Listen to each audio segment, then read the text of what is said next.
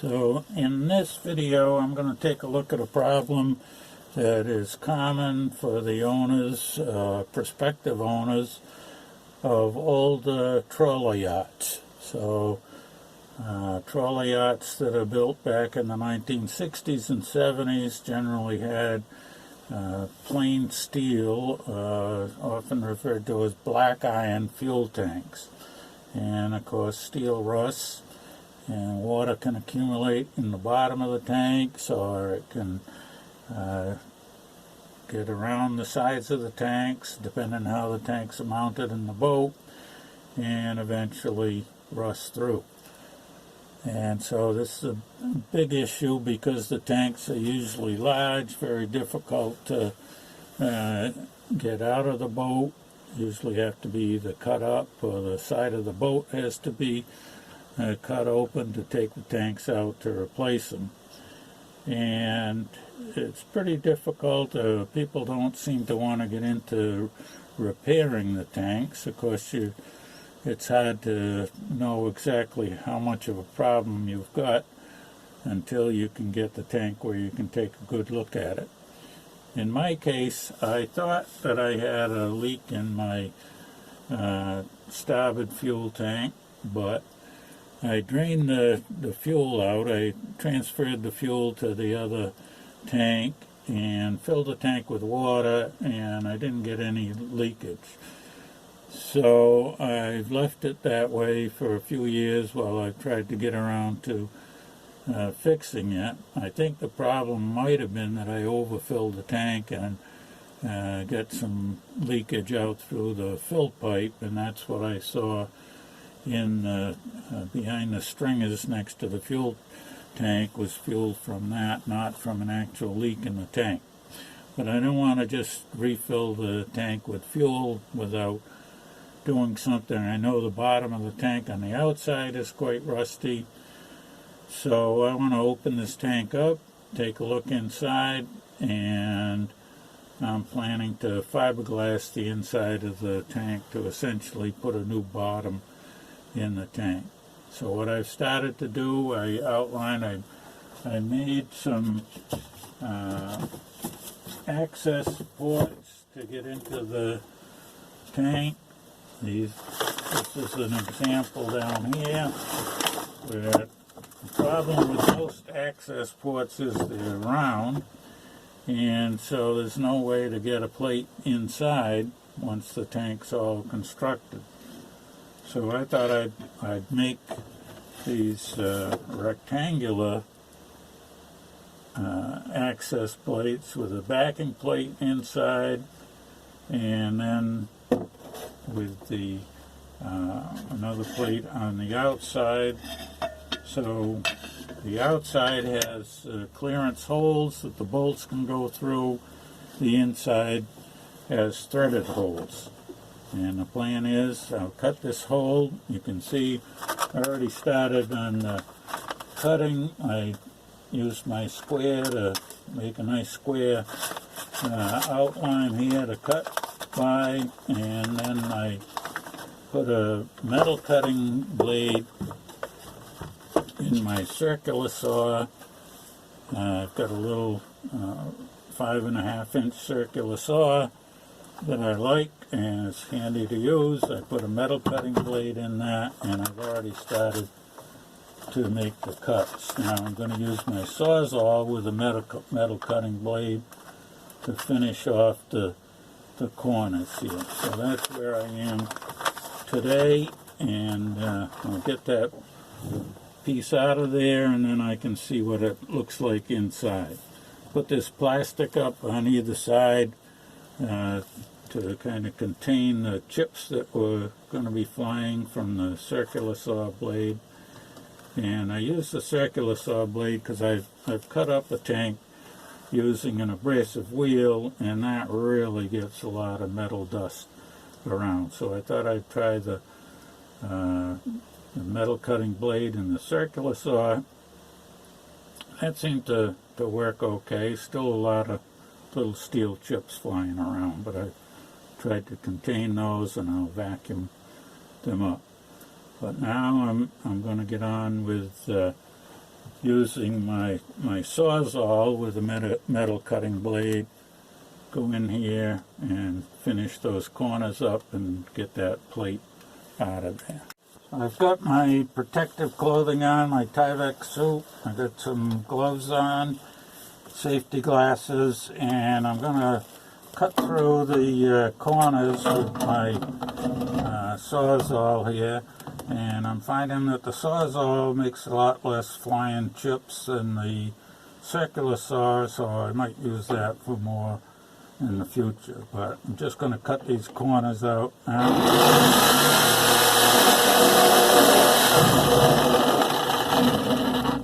Okay, let's cut that one.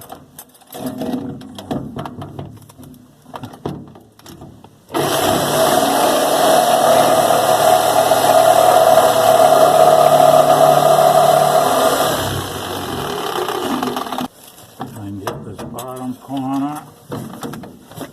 Gonna hold that right up against that steel to keep it from jumping.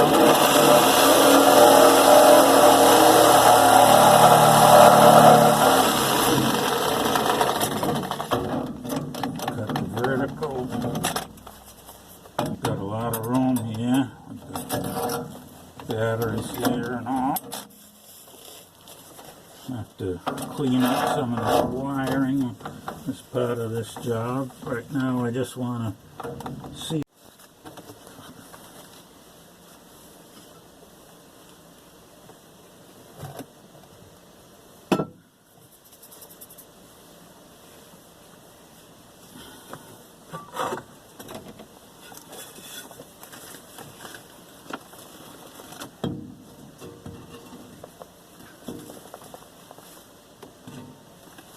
So I can see that there's a lot of sludge in the bottom of that tank and some liquid, and so before I start to get in there to scrape it out, I'm going to file around the edges of this tank, maybe file and do a little sanding because I'm sure there's a lot of sharp edges there. I don't want to cut up my wrist when I'm trying to clean that tank out.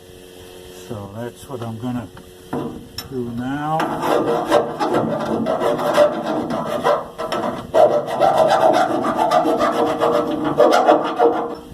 Going to do that all the way around and get that so that it's pretty smooth, so I don't have to worry about cutting up my wrists. So my next step is going to be to get some of this sludge out of the bottom of the tank and scoop it out, put it in a plastic bag, and then I'll take it to the hazardous waste disposal facility. So actually the bottom of the tank feels pretty smooth once you get through this muck that we've got here. A little bit of liquid left in it. A lot of accumulated junk from over the years. I imagine the other tank that I've been using all the time looks pretty much the same, but once that gunk gets settled down in the bottom of the tank, it doesn't tend to move until you get into a seaway. And then you've got problems. You got to keep ahead of your filters and make sure it doesn't stop your engine, but that's a problem for another day. So I scooped out probably half a gallon of sludge and liquid, mostly just water. I had this tank filled with water, and so I put it in a plastic bag in the bucket here. And now I'm going to take the camera and take a look inside the tank itself. It's been a messy job. I'm going to need some good OxyClean or Tide, I guess, or something like that. But let's take the camera and look inside, see what we've got. Okay, that's the back wall of the tank. The tank comes up along the side of the boat. It's only about 6 or 7 inches wide, and in the bottom of the tank. So now you can see there's the baffle over there. This tank's got 3 baffles. So I got quite a bit of the gunk out. And okay, so this is looking straight down from the right corner of the hole that I cut. There's my light. And looking across the bottom of that tank, I think looks pretty good. I'll get over, I'm particularly interested in the seams where the sides of the tank meet the bottom. I'm thinking that where there's a weld is the most likely place that there would be a leak or a chance of a leak. So I've made the plunge cuts on all 4 sides of the hole with my circular saw, and that made a little slot for me to get the blade of the Sawzall in. I used one Sawzall blade to cut all 3 holes, and now I've got one hole to file around the edges to smooth off the edges, and then I've got the last 2 holes to clean out and start to get it cleaned inside. So I've cleaned out the heaviest part of the gunk in the hole where the tank drain or feed, the fuel feed is. Now I'm going to stick the camera in, look around. That's the corner where the feed is. I want to see up along the sides and up to where the... So I'm continuing with my project to repair a black iron fuel tank in my trawler, and I've gotten the inside bottom of the tanks. I've fiberglassed, got resin, and I flooded the bottom of the tank with epoxy resin. I've got 3 layers of fiberglass cloth, and in places I've spread around some thickened resin to get it stuck into the corners and things. So I think that's pretty well sealed up now. So this tank has the feed for the fuel is in the bottom of the tank, and I didn't like that idea for any debris that would come along, would have to go into the feed, possibly plug up the line, so I epoxied a stainless steel strainer with an open top over that feed. So I figure any debris can mount up around the sides of that strainer, but it will never block the fuel flow because it's about 4 inches high and has that open top. I made these inspection plates. I'm going to sandwich the sides of the tank with a butyl rubber gasket between 2 3/8 pieces of aluminum. I had this aluminum on hand. I cut out 3 pieces about the same size. The inside piece is tapped. The outside piece is a clearance fit. And I made them rectangular so that I can fit them in the hole. The problem with a round inspection plate would be that you can't get it inside without some kind of a hinging process or something like that. So these I will stick the inside in. I've got some Permatex surface prep here to spray on the aluminum so that when I put my Permatex blue thread sealant into the holes, this helps it activate on aluminum, so I'll be spraying that on. I'll put a little gasket sealer on the side of the butyl gasket that's going to be up against the tank, and then I'll bolt the outside plate on. So I've got the Permatex surface prep here, and I'm going to spray each one of these holes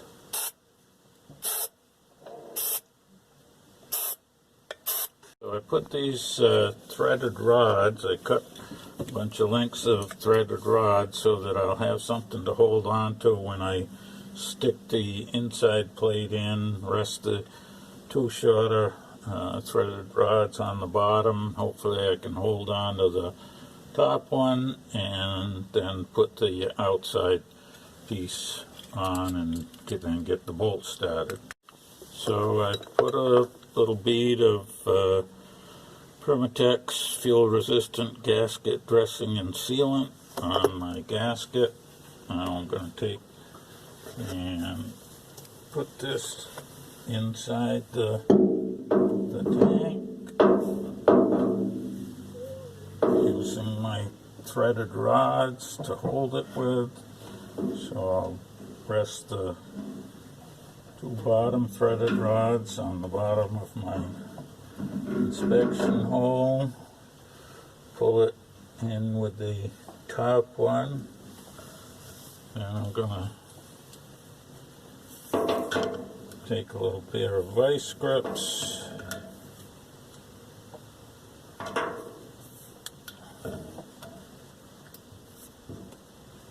put that on like that, take my outside plate,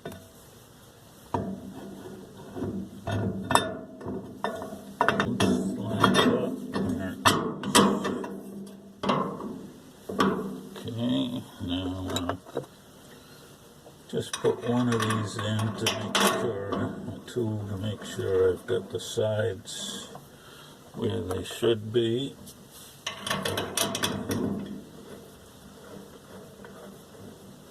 That looks right.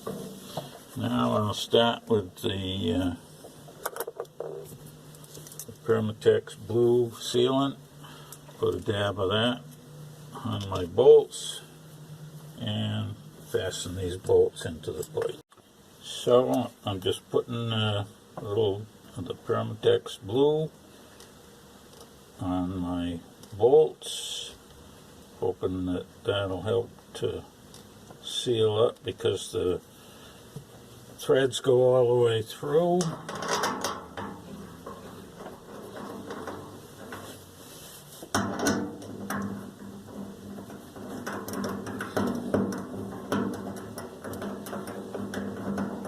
And I'll do that all the way around. Looks like and there's the first plate installed with all the bolts tightened up. Permatex blue sealer on the threads of the bolts, double plate with a gasket in between, and all snugged up. So this is the inspection plate set number 2. I've got them marked so that I can't get them mixed up or twisted around, and I've got them temporarily bolted together to keep them as a set. I'll take them apart and I'll spray. So I'm going to spray the surface prep in these holes. I'm going to try doing it from both I'm going to spray the front side of these holes. Now I'm going to put some of this Permatex gasket sealant around the edges of this, just a thin layer. Whoops, that didn't come out the way I wanted it to. Now I'll stick this inside the tank using my threaded rods to hold on to and rest the bottom threaded rods on the bottom of the hole. And I'll take my little vice grips and just put them right up tight there while I get my other plate.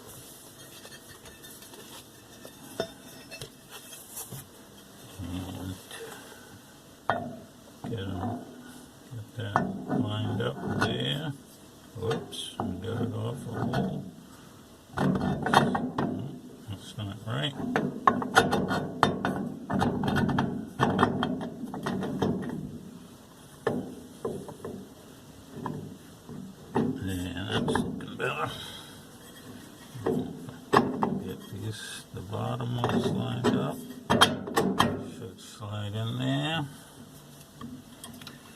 take the vice grips out.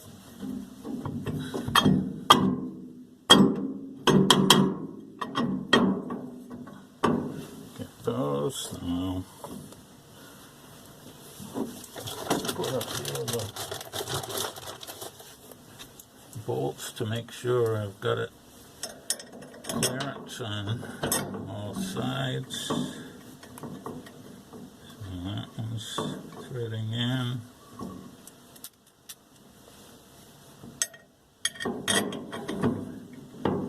This one over here is threading in. And that should do it to have them lined up. Now I can go ahead and put my bolts in with my Permatex thread locker on the threads. Okay, I've got enough bolts in to see that it's in the right position. Put a little thread locker on these threads to seal them up where they go through, and I'll just keep going around. I'll take out my threaded rods now that I just used to hold it in place to make it easy to get into the position that I wanted it in. Holding that inside piece up, take those out. Alright, so here's my gasket dressing and sealant. I'll see if I can get a smooth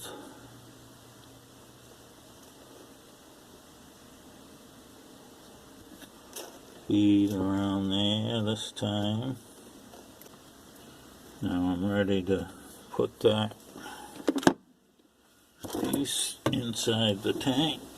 Then I'll use my threaded rods to hold it.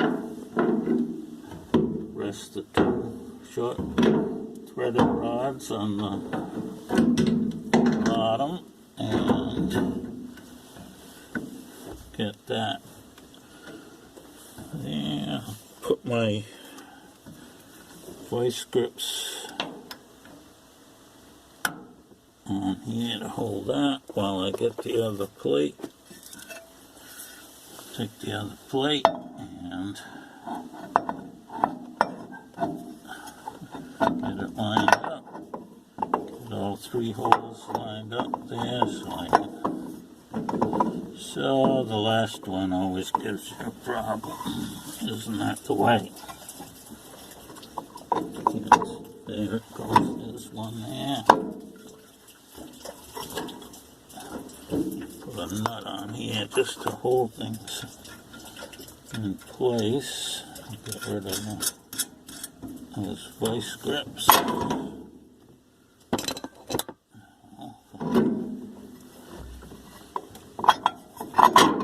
There it goes. Alright.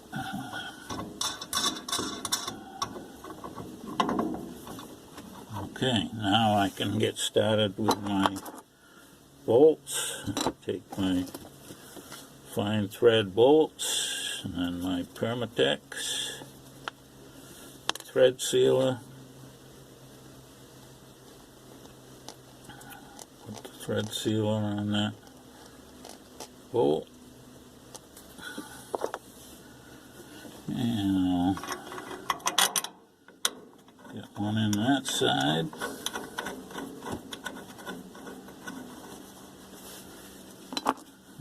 Okay, now I'll just keep going around doing that. When I got this whole thing back together, I got all the access plates on the tank and I filled the tank with fuel. One of the access plates had a small weep from the bottom of it. Regardless of how much I tightened up the nuts, it still weeped a little bit. If I put a paper towel underneath it in about a week's time, the paper towel would turn pink. So it wasn't really much of a leak, but I didn't want to have that. So I've drained the tank and removed the access plate that was weeping, And this time I'm going to put the bolts in from the inside. I'm setting them up with Loctite permanent thread locker. I had to use some surface preparation from Permatex. It's recommended when you use the Loctite on aluminum, so I did that, and I've got all the bolts now snugged up and waiting for the Loctite to cure. I'll give that a day or two to cure and then put it back together. I resealed the weeping access plate a few days after we hauled out in early May of 2020. The boat will be hauled out for the summer, so it won't be until next fall that I get a chance to see if that fix to the weeping access plate worked, and I'll post an update then.